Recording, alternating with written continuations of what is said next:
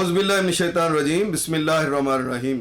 अस्सलामुअलैकुम ख़वातीन व हज़रात, मैं हूं आपका होम्योपैथिक डॉक्टर रिजवान साकिब और आपसे मुखातब हूं शमा होम्यो क्लिनिक लाहौर पाकिस्तान से।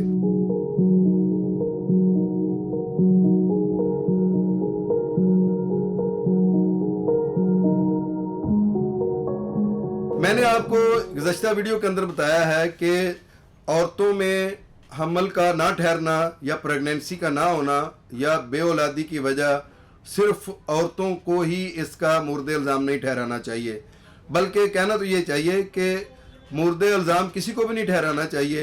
ये एक मेडिकल कंडीशन है और इसका इलाज मुमकिन है, खा औरतों की वजह से बेऔलादी हो या मर्दों की वजह से बेऔलादी हो। लेकिन मैंने गुज़श्ता वीडियो में डिटेल से ये बात बताई है कि मर्दों को ये देखने के लिए कि कहीं उनकी वजह से ये जो है वो औलाद नहीं पैदा हो रही तो क्या करना चाहिए। उनको सबसे पहले अपना सेमन एनालिसिस करवाना चाहिए, अपनी मनी का टेस्ट करवाना चाहिए। तो उस टेस्ट के अंदर जो चीज़ें मैंने पिछली वीडियो में डिस्कस की हैं उसमें ये की है कि मनी की मकदार कितनी होनी चाहिए और उसमें सेमन की मकदार कितनी होती है, उसकी क्वांटिटी कितनी होती है, मनी का कलर क्या होना चाहिए और मनी की जो है वो विस्कोसिटी या उसकी थिकनेस कितनी होनी चाहिए और उसकी पीएच क्या होनी चाहिए। अब हम बात करते हैं कि मनी के अंदर कितने जो स्पर्म्स हैं वो अलाइव हों, कितने परसेंट तो हमल ठहर सकता है। अब उसमें यह है कि मिनिमम भी जो 35 से 45 मिनिमम इतने स्पर्म्स अगर अलाइव और प्रोग्रेसिव हैं, एक्टिव मोटाइल हैं, तो फिर जो है वो हमल ठहरने के चांसेस होते हैं। और 80% तक भी एक्स्ट्रा ऑर्डिनरी नॉर्मल होते हैं, यानी अगर 35 से लेकर 80% तक किसी भी रेंज में मौजूद हैं तो इसका मतलब है कि आप में बच्चा पैदा करने की सलाहियत मौजूद है। आपके स्पर्म जो हैं वो जो जाइगोट बना सकते हैं या अंडे को फर्टाइल कर सकते हैं। तो अब अगली बात यह है कि अब अगर इतने फर्टाइल नहीं है तो बाकी कौन से हैं जिनको फर्टाइल बनाया जा सकता है। तो इसमें दो किस्म के और होते हैं, एक होते हैं नॉन प्रोग्रेसिव, एक होते हैं इमोटाइल या जिनके अंदर हरकत ही मौजूद नहीं होती लेकिन वो ज़िंदा होते हैं।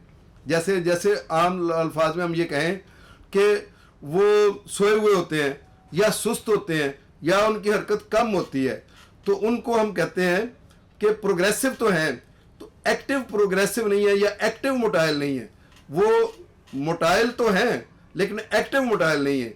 अब इनको ये परसेंटेज जो है अगर फ़र्ज़ किया 45% जो है वो एक्टिव मोटाइल हैं और एक भी स्पर्म अगर डेड नहीं है, इमोटाइल नहीं है, तो इसका मतलब यह है कि बाकी जो है वो हमारे पास 55 जो है वो होने चाहिए। 55% स्पर्म जो है वो इमोटाइल नहीं बल्कि नॉन मोटाइल होने चाहिए।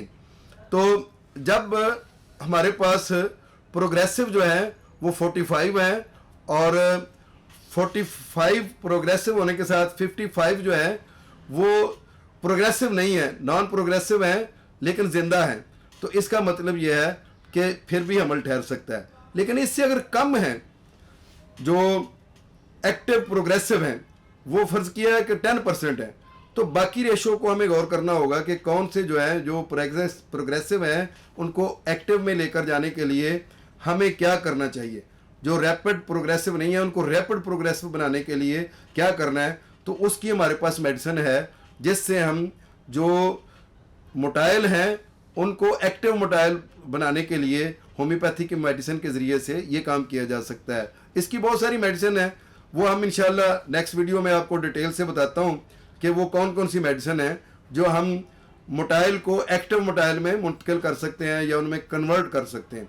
और अगली चीज़ क्या है, अगली चीज़ होती है कि डेड स्पर्म जो हैं, ऐसे स्पर्म जिनमें लाइफ ही नहीं है, वो मुर्दा हैं, डेड पड़े हुए हैं, उनको हम इमोटाइल भी कहते हैं, नॉन प्रोग्रेसिव भी कहते हैं, नॉन एक्टिव भी कहते हैं। तो ये जो स्पर्म होते हैं ये क्यों जो है वो डेड हो जाते हैं और इनको ज़िंदा हालत में लाने के लिए हमें कौन सी होम्योपैथी मेडिसिन खानी चाहिए कि जब आप दोबारा टेस्ट करवाएं तो उस वक्त ये जो मुर्दा सेल्स हैं, जो स्पर्म्स हैं, ये ज़िंदा सेल्स में तब्दील हो जाएं, यानी मुर्दा सेल्स की रेशो जो है वो ख़त्म हो जाए या कम हो जाए। तो इसके लिए कौन सी मेडिसिन है ये मैं इंशाल्लाह आपको डिटेल से बताता हूँ। लेकिन इसके अलावा जो मर्दों में बेऔलादी का काज बनती है सेमन टेस्ट के अंदर, वो और कौन सी काजेज़ हैं या कौन सी वजूहत हैं, मैं आपको अगली वीडियो में इसको डिटेल से बात करता हूँ। बहुत शुक्रिया। अल्लाह हाफिज़। अस्सलाम वालेकुम।